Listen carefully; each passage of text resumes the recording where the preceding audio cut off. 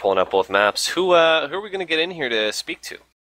Yeah, so let's get these interviews underway right now. If you've just joined us here on teamfortress.tv, you missed the main action, but maybe you can pick up what exactly went down by listening to us ramble on here. We have been joined by a whole army of people. I'm not even going to list them out just yet, Getawhale, but let's go first to Heath, hero of the hour, comes back from obscurity to turn the fortunes of his team around. Congratulations, Heath. What is this all about? Why are you back playing for TLR? I don't know, you'll have to ask the other guys that were playing.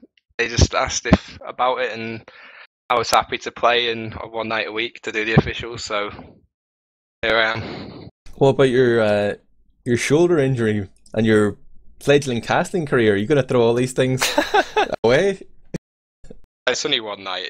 It's not so bad. Apart from this week where they have two, so I should still be able to recover. So it's kind of worked for me, and that's what they wanted. So oh my god! Shut up, Merlin. My shoulder is in pain. Tell me.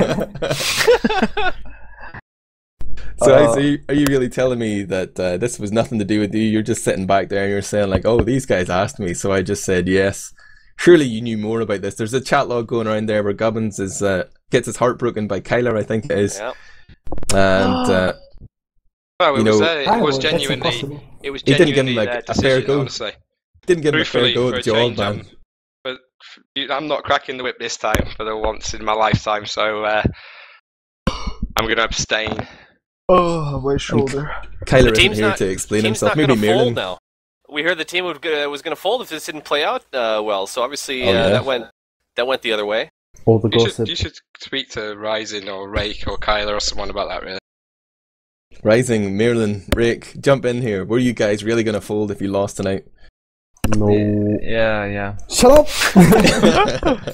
I'm gonna leave tomorrow because my left finger is in pain. Finally. It's so bad. I need 2 years to restore, and I can't play. You can cast it in the meantime, at least. Exactly. How I gonna click and switch between players? It's such a big pain. I think one thing me and Admirable were impressed by on that last Gully Wash map was a bit of the micromanaging there near the end. I don't know who wants to talk on that, Heist or someone else. It's probably Heist we want to hear from, but it was really impressive the way you were managing that around the second and last there, trying to bait the other team. Do you want to talk about that a bit? Don't know what there is to it, really. We just reacting to their play and trying to be well organised. We had a PCW map, that's it. This is the first. Well, I played actually the other night once, so I've played once before now since I last played. And was it mixed though? It was pretty much just calling on the fly, and everyone was quite active on comms, to be fair, and people were quite well organised. We still lost players at times in places I thought, oh no, what we're going to do. But, I don't know if you went to team comms or if you heard anything of it, but maybe that'd give you a better lot, idea. Actually. There was, near the end of the game there, Getawhale was referring to, like, where you tried to push last and then you sort of fell back and you were given very clear instructions of where you wanted your scouts, your soldiers, and so on. Did you feel you had to like almost over command this game because you'd been out of the loop for a while? You wanted to make sure that everyone was playing their position, or are you normally micromanaging your players on that sort of level of detail? I don't suppose I did it as much when we were playing more actively. No, it was kind of getting more fluid, really. Okay, maybe I do. I don't know. I don't know. The way I see it, it's just he's always trying to set up plays, but it works. If the game doesn't speed up too much, and everyone is synced together, it works. So, Callo, tell me, like, you're happy with the decision then to bring Heist back and axe Gubbins? Do you feel any remorse, any guilt about that? Oh, the team wasn't. It isn't a happy decision, but the team wasn't well. Like, we're probably going to fold anyway, so at least we try change something, mix it up, and it worked. So, does anyone want to apologise to Gubbins live on air? I'm sorry, Gubbins.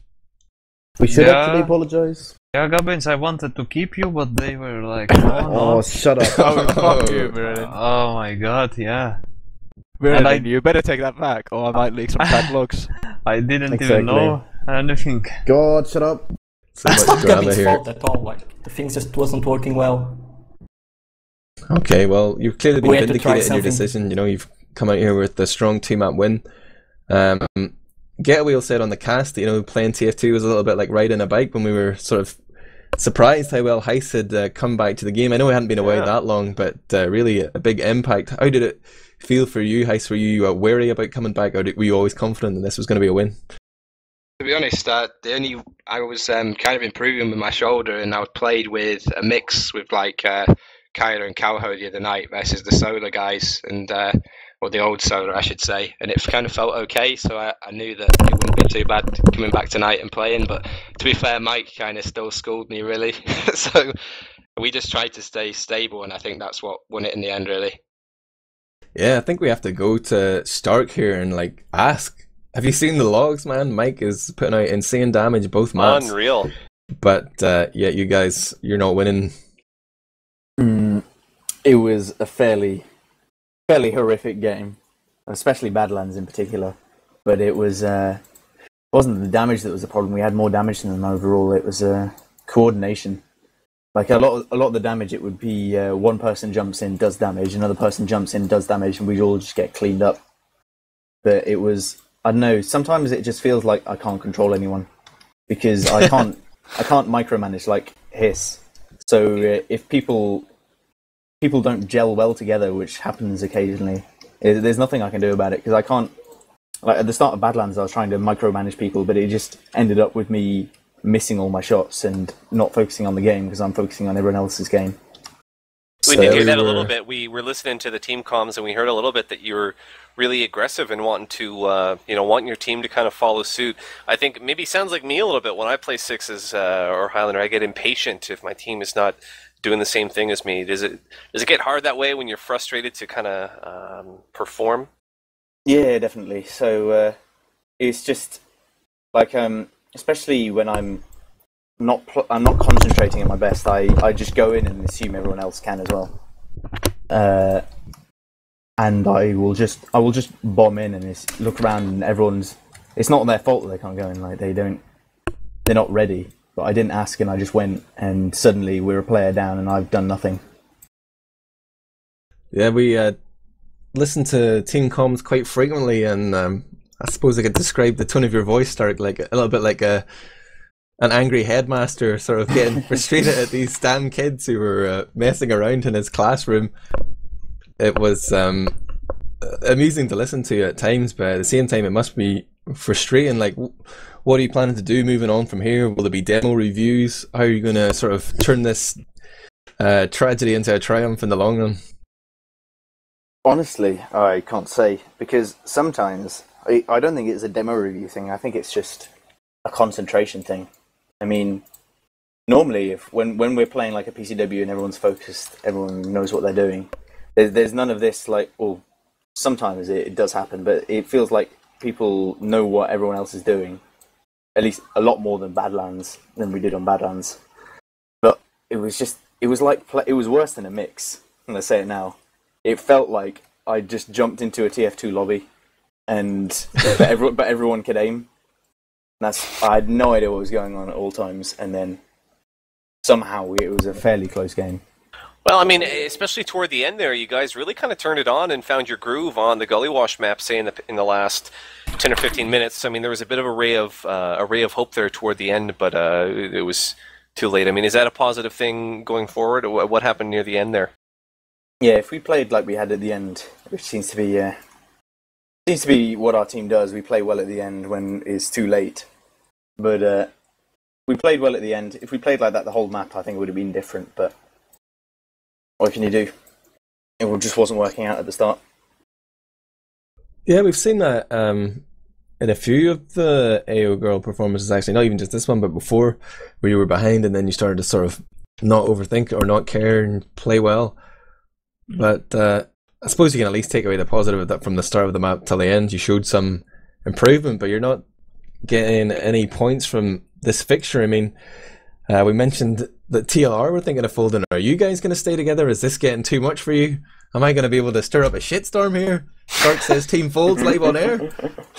Nah, we're going to stick together. I mean, it's still fun, especially when we play well. It's a lot of fun. I mean, it's stressful when nothing's working out, but we're going to stick together. We like each other. I was bashing the scouts a bit there at the end. We were trying to figure out like why Mike is getting all this damage and no one is following up on it. And I was sort of theory crafting. I've mentioned before that Mike isn't as vocal as some other demo men on comms about who's weak or who needs to die, whatever. Ethug, how do you feel being the scout that's under my microscope here, under examination? Well, the game for me was at least in Gullywash, because that's what I remember the most.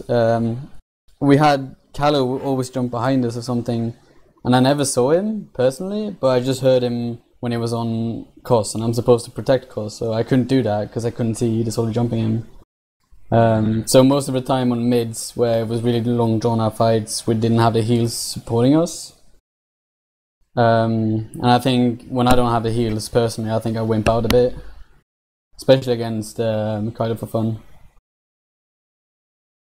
Cos, what do you think about that? He's calling out the lack of heals there. Should you be in there with the scouts, putting yourself at risk?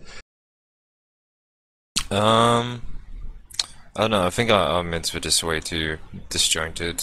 Like there were a couple of mids where I was just being chased around by one player for a good 20-30 seconds, and no one was reacting to it because our comms were just a complete and utter mess.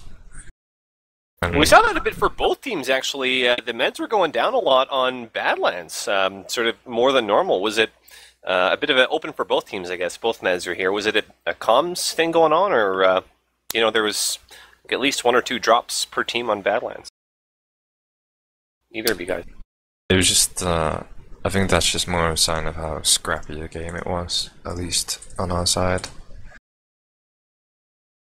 Really? Do you feel like you needed more protection? Like who is supposed to keep you alive on mid fights? Is it one of the scouts? It wasn't. You stop trying to cause drama, Admirable. Jesus. Yeah, really. To Is anybody here in Mumble right now? You know? No, it was just the coordination in general was completely messed up, and like when no one's really sure of where anyone is, and people are talking over each other and stuff like that, then obviously it just makes it incredibly hard for me to figure out where to position myself accordingly, and be incredibly hard for whoever's trying to protect me, be it Stark or Ethug. Merlin, would you agree with that? Sorry. Yeah, of course. I haven't listened. Merlin, not rude. listening. Yeah. Yeah. Maybe we can just talk over Merlin then, and I'll ask some of these AO girls. What's the status of Sideshow's PC? We discussed it in the pre-game. Like, is this going to be the magic bullet that turns your fortunes around next week? No. Sideshow's problem is not his PC. No. Wow. It is a small part of the problem, but I think the main problem is the way The kid Sideshow hates heals. He hates to get healed. I'll say Sideshow get buffs. He'll jump over to the medic. He'll be on 160. He'll get 220 and then jump away again and run around and then do another rocket jump, so he goes back to 180. That's what his idea of getting heals is. Needs to work on his health management a little bit.